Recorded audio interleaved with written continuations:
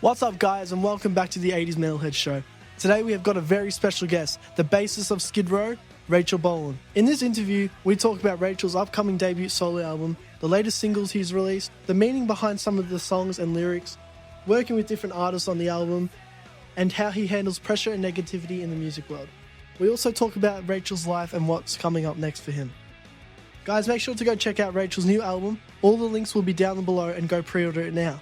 Once again, huge thank you to Rachel for coming onto the show. It was an absolute honour having you on.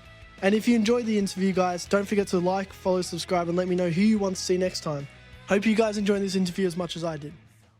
What's up, guys? Welcome back to the channel, and today I have a very, very special guest, Skid Row bassist Rachel Bolan, and we're here not to talk about Skid Row, we're here to talk about your new upcoming debut solo album, Gargoyle of the Golden State. Would you like to explain a little bit about the album? Yeah, well, the title came from my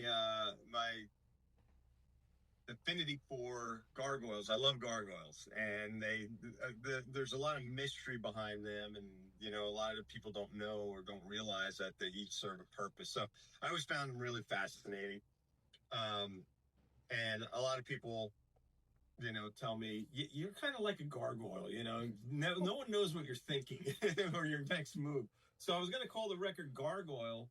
And then I moved back to New Jersey, which is known as the Garden State. So I just kind of put them all together, Gargoyle, the Garden State. And it's kind of a tongue twister if you say it too fast, which is kind of cool too. But yeah, man, I had some songs from years ago, and I played them for my friend who produced the record. And yeah, he goes, man, let's do a solo record. I'll produce it, do it in my studio. And I'm like, yeah, I'm down, let's go, So I started writing more songs. The label was into it, and a year later, here we are talking about it. It's pretty awesome. Hell yeah, man. I mean, I've listened to the first two singles. They sound absolutely amazing. I can't wait to hear everything else. What are some of the challenges that you've faced making this solo record by yourself, and you don't have the support of, your Skid Row bandmates?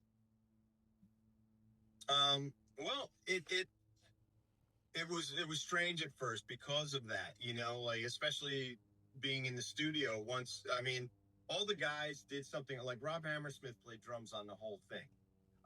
Scotty and Snake each did a solo on a song. But other than that, once Rob was done in the studio, I was there alone just with Nick, and I played all the rhythm guitars and all the bass. So it was just the two of us, and I didn't have those guys sitting on the couch in the studio say, hey, how'd that sound? Does that fit?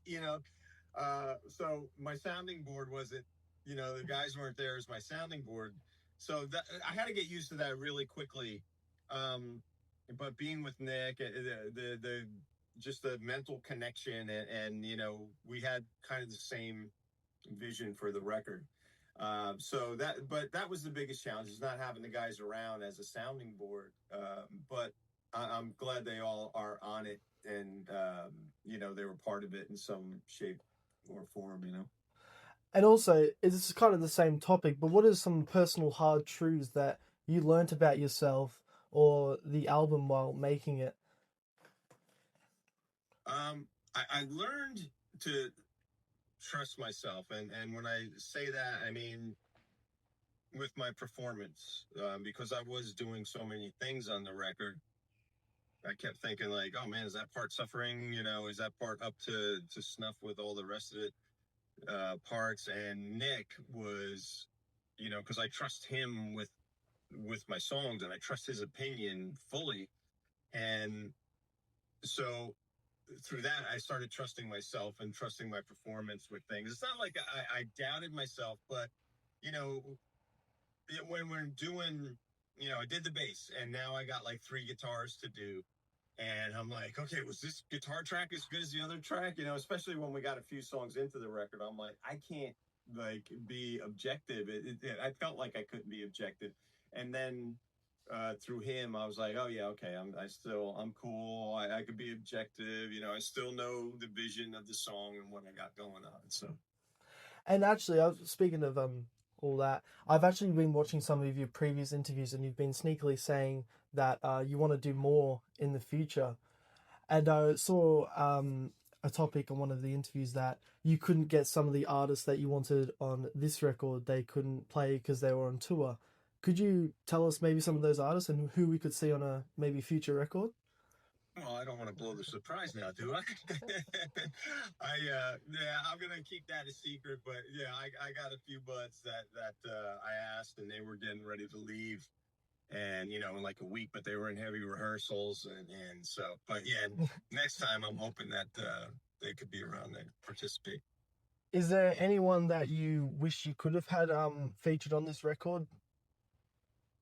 I mean, all my friends that I asked said yes. So, except the ones that couldn't do it. So yeah, I mean, I couldn't think of any other people that I would want. Like this was a monumental point of my career. My first solo album after I've been with Skid Row.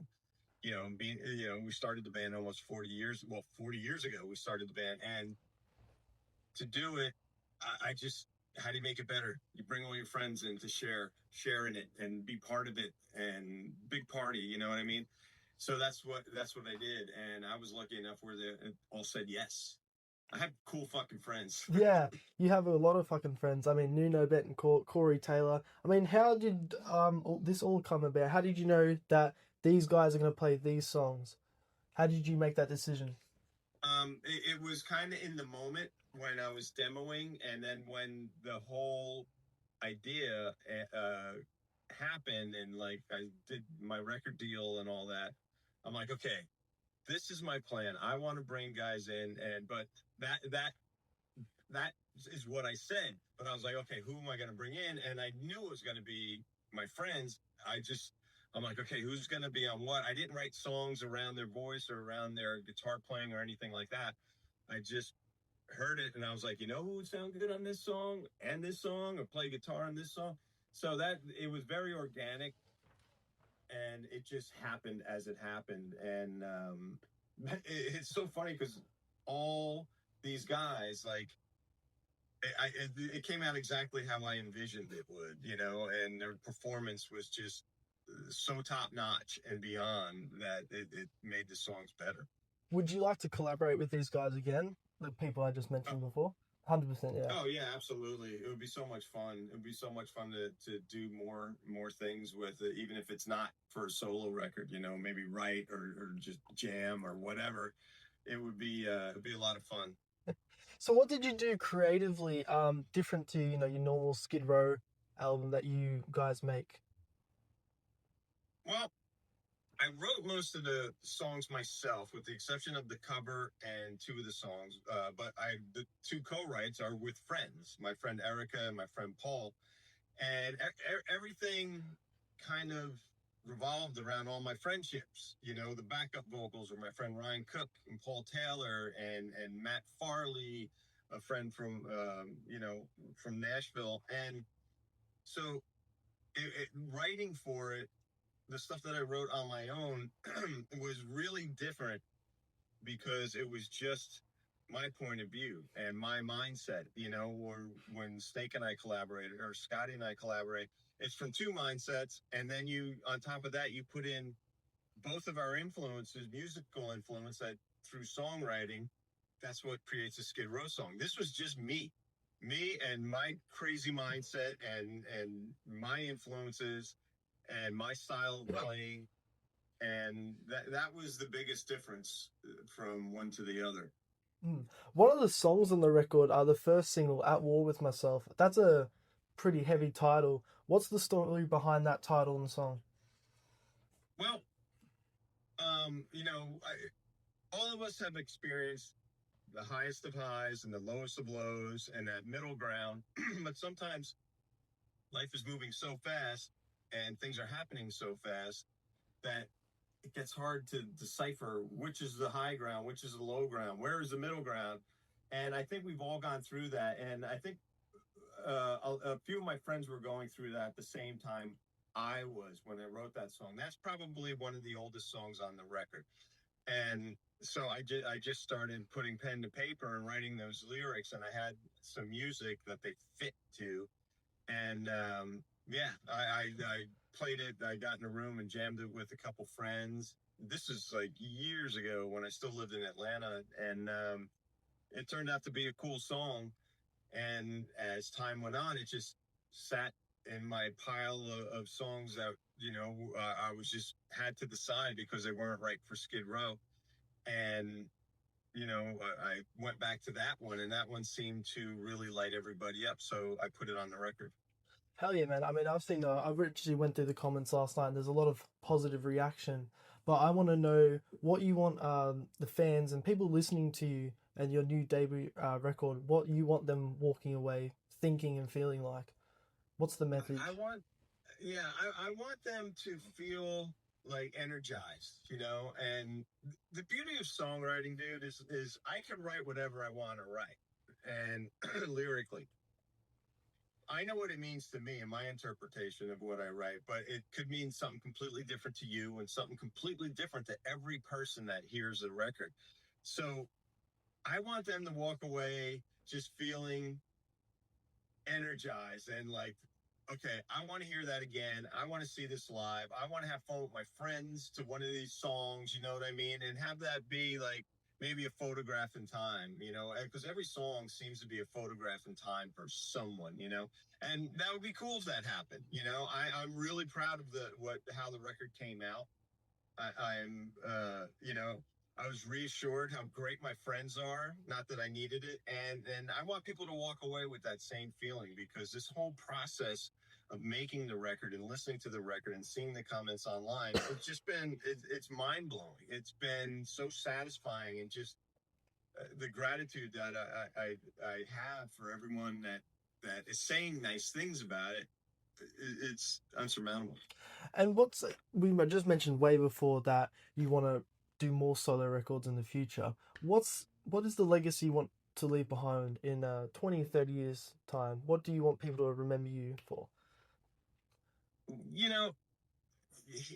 Maybe like I said, photograph in time, but it'd be like, oh man, I would love to get to the point where two people were having a discussion. I loved his first album. Oh, I loved his fifth album. You know what I mean? That would be really cool. But I just, I want my legacy to be, dude wrote cool songs. I had a lot of good times listening to these records, because that's how I feel about a lot of the records I listened to growing up. And I remember the first time where I was when I heard them, or who I was hanging out with, listening to it, create memories. That's what it's about. If you're not having fun, what's the point of doing it? Exactly. I want to be the soundtrack to someone's memories. When you do your next debut record, what are you going to do differently to this one? I don't know. I've already started writing some songs for it, and they're in the same vein. But I don't know. I mean, it seems like the path I'm on with this. I mean, this is as new to me as it is to everyone else. I have a body of work that I did by myself, and it's creating my sound. The Bolan sound, I guess. And so only time will tell what's going to be on the next record in the future. What is your favorite song off the record personally, and what's one song that fans might misunderstand or take a different way to what you were thinking? I have an answer for both of those. I think my favorite song is the latest single. I think Anything But You is my favorite song on the record. And the one that has been misconstrued a couple of times just from the title is See You on the Other Side. A couple people thought it was about someone passing away, where it's not. It's not about death. It's about life. It's about having that special someone that you just want to be in a world of your own with. And that's the only one that has really been misconstrued. Not many times, just a couple. Okay.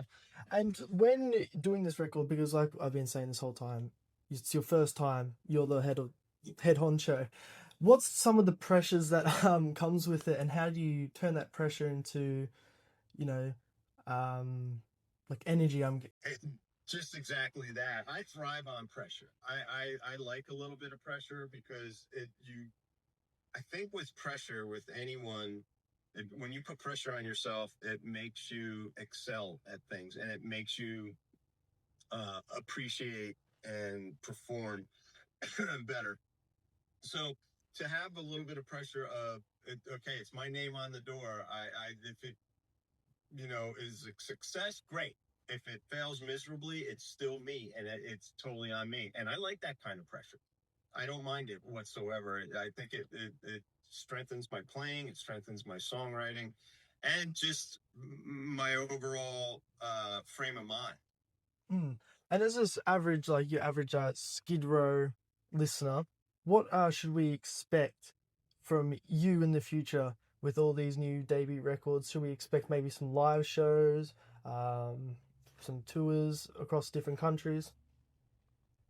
I mean, I would love to get on the road and do some shows. We'll see what happens once the record comes out. And we have some downtime with Skid Row right now, but it's not going to be there forever. So once Skid Row gets going, Skid Row is my life. It's my day job. Without a doubt. So um, once that comes out, everything will scheduling will work itself out. But yeah, I would love to get out and do a bunch of shows. What are some things that people maybe misunderstand you creative wise? Uh, I'm not sure. People miss. You know what? That's incorrect. A lot of people, and I say a lot of people, a few people, and it's mainly the haters, think like I'm this guy that is all ego. Like, listen, we're in a business of egos. It's without a doubt. That's what drives us, is like wanting to be the best. And sometimes we think we're the best. Some guys more than others, some people more than others. But some people, like, I'll see comments online. It's like, oh, it's his ego, and it's his, blah, and he hides behind it. Like, I hear about my ego all the time, and I'm like, that's really interesting. People that I am a complete stranger to are saying my ego is getting in my way.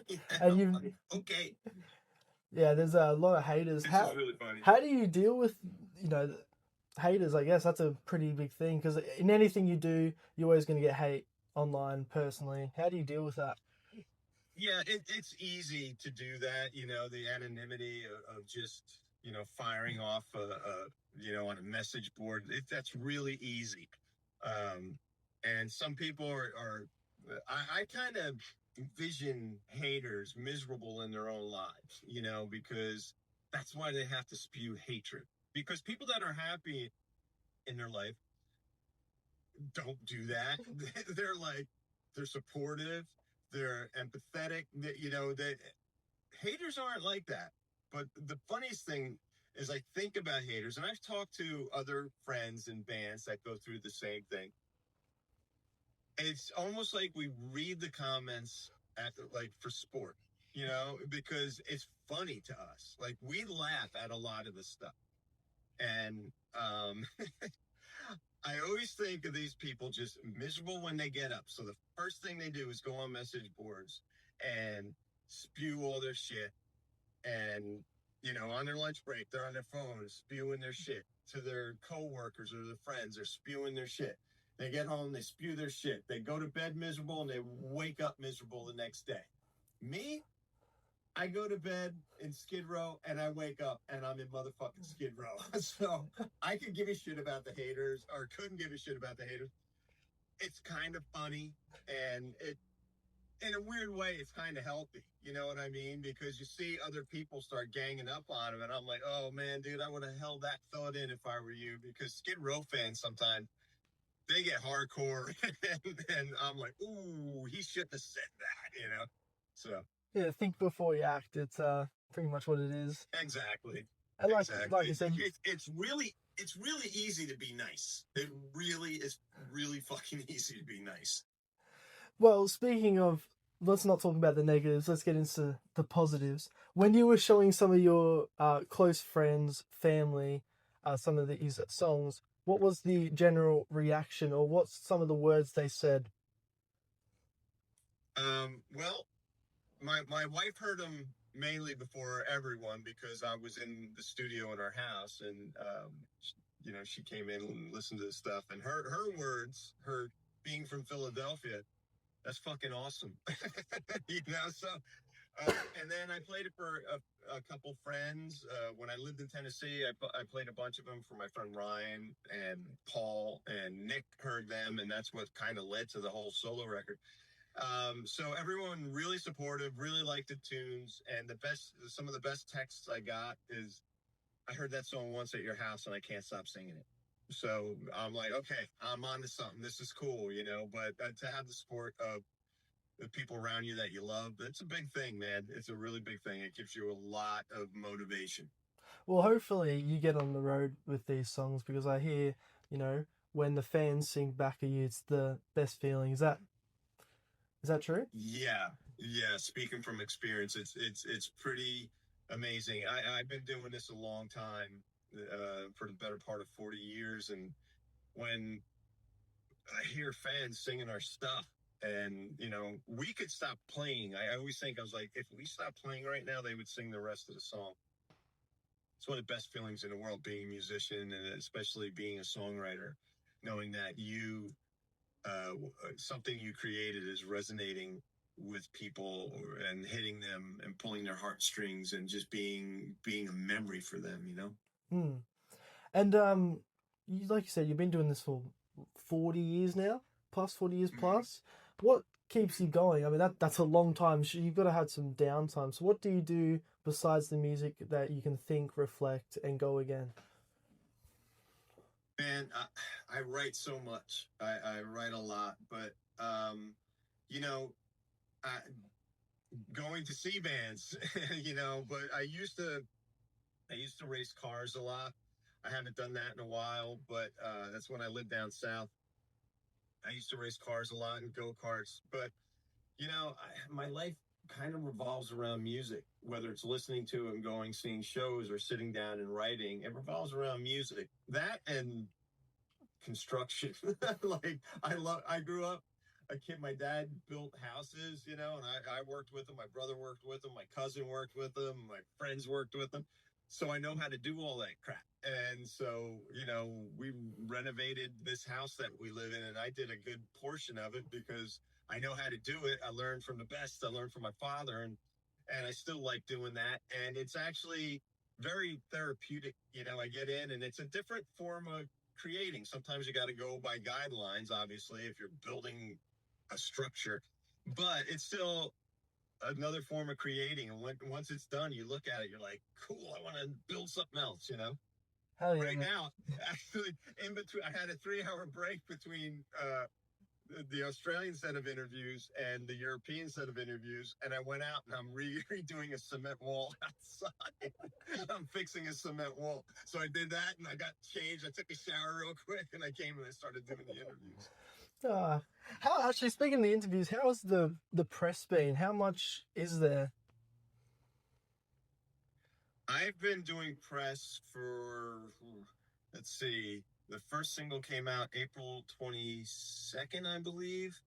And I started doing press about a week before that. So I've done, I would say, close to maybe 70, 80 interviews so far. And it's just, I'm doing them like 3 days a week. And now that I'm getting to your half of the planet, where I usually do them in the morning because it's Europe, into the afternoon.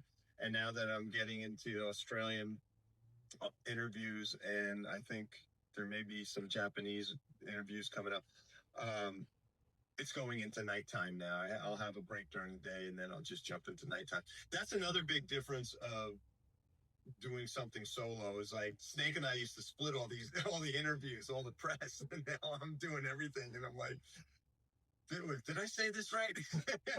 Sometimes some days are so rapid fire. I'm like, did I say this to this guy already yet?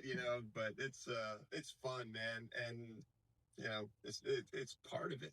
It's the part that you dream of when you're a little kid.